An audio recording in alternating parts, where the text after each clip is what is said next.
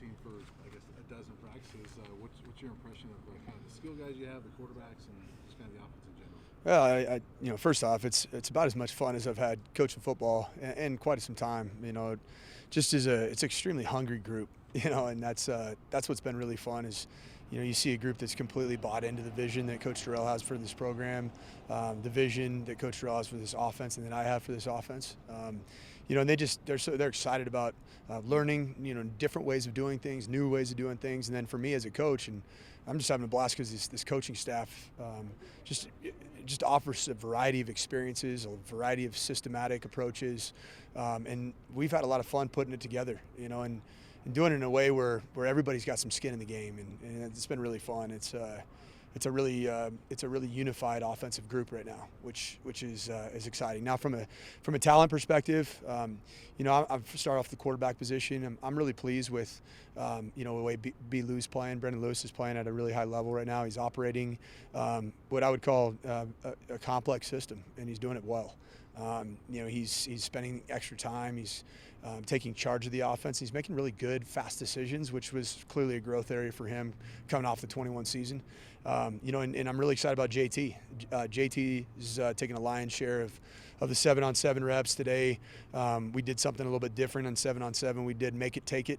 So if you completed the ball for more than 5 yards, you converted a third down when it came up, you stayed on the field. And so I wanted to see if somebody could stay out there for, 15 straight plays and get a hot hand, and it was fun. I saw B. Lou took it for a while, JT took it for a while, and so I'm really excited about that. The big area that we need to keep growing on is that next quarterback up, and it's stiff competition right now, and I think Drew Carter, Maddox Kopp, and James Mott, those three guys are really vying for that, and every day it's kind of a new person. So right now that's our number two, and so we've got to continue to get better leading the second offense. It's a bit of a it's a mash unit right now with the second offense. You got starting offensive linemen in there with the twos that are taking double reps. So it's not easy, but because of all those reps, I think we're getting a lot better. And we got to have somebody emerge in that group. Really pleased with Brady Russell. He loves what we're doing.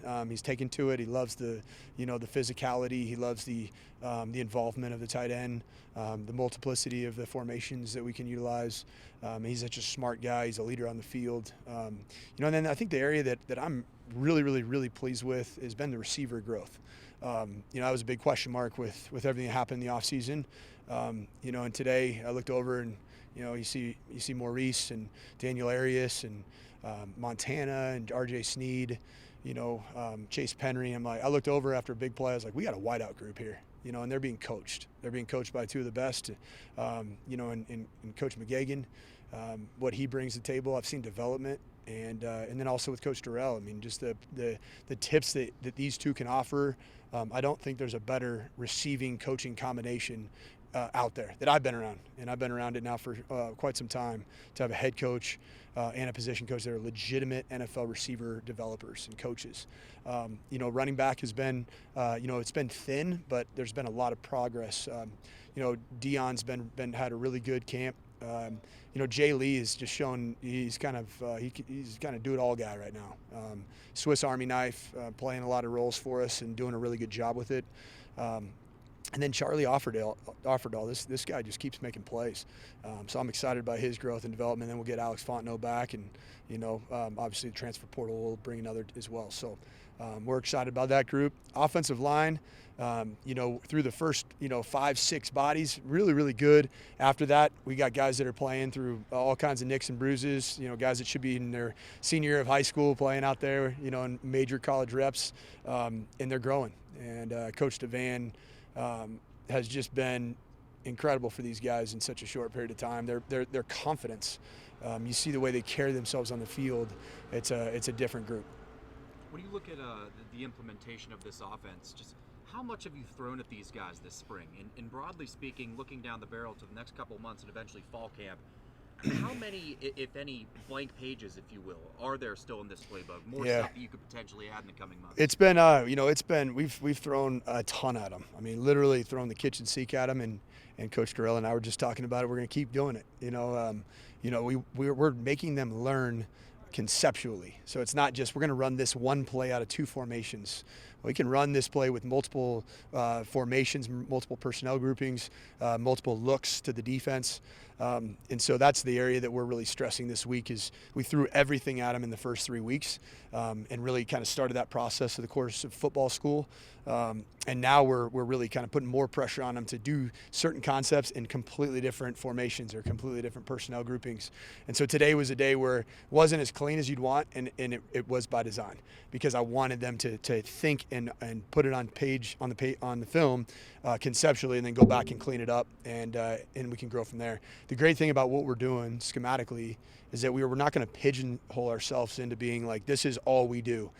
These are the 12 concepts that we run out of the 4 formations that we run. There's going to be multiplicity, and then the offense is going to be malleable as the year goes on. So there's going to be things we're going to study NFL teams, we're going to study trends, and we'll keep growing it as the season goes on. So full system, it's a lot's in. Kids have taken to it really well. It's a smart group of kids, and they love what we're doing. They're confident in what we're doing. When you speak variety and you're working with Clay Patterson, how does that look like in the tight end group?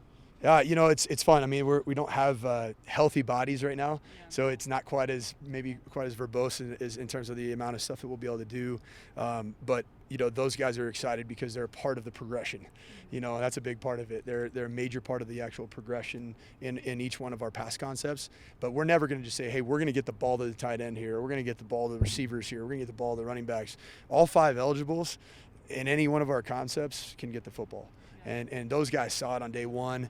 I think through the first 3 practices, I think the wide receivers caught 29 balls, the tight ends caught 25 balls, the running backs caught like 20 balls.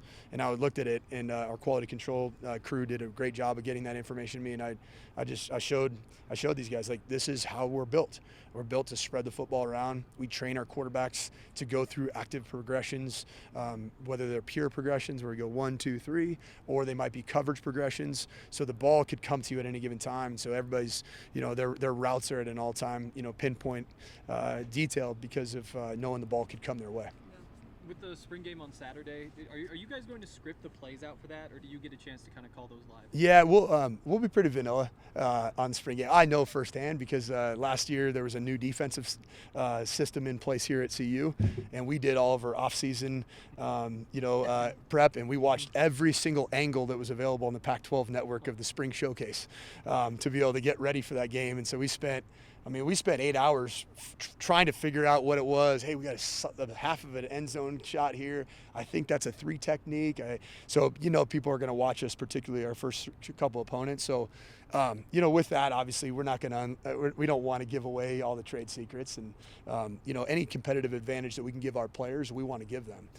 And it's reckless to run the entire system with everything that you have, because even then, we might look a little bit different in the opening game, but there might be stuff that we show in the spring game that all of a sudden, we're using more week 2, week 3, and I know those people firsthand are going to study the spring game, and so it's by design going to be operate at a very high level, but I think these next 2-3 practices leading into the spring game, really 2 practices now, are where we're going to really kind of put the pressure on our guys schematically and formationally. You talked about how much fun you're having. Coach Patterson mentioned he had a blast, kind of brainstorming with you, putting this offense together. What is it about this opportunity that's been so fun for you guys? Well, first off, just great to work in a healthy environment with a head coach that has a clear vision, lets you coach and be who you are, and I just love that he lets all of us as position coaches and coordinators lead the way that we are comfortable leading, with our personalities. It starts with Coach Terrell and his vision, and allowing us to do things that we see are fit for our offense. And then what I love too is that his background as a play caller, as a coordinator, as an NFL coach, he provides a lot of feedback if there's something that might not look sound. Great, and then we have a chance to watch it as a staff with Coach Terrell, and be able to troubleshoot anything that might have come up during practice or in a scrimmage, and be like, hey, how can we make this better? And he has the experience to lend a helping hand, and we have a great dialogue back and forth. And then the room, we have a lot of fun. In a room of coaches when it's right, when it feels right, and there's free flow of there's an interchange of ideas. There's different backgrounds. Everybody's respectful of each other.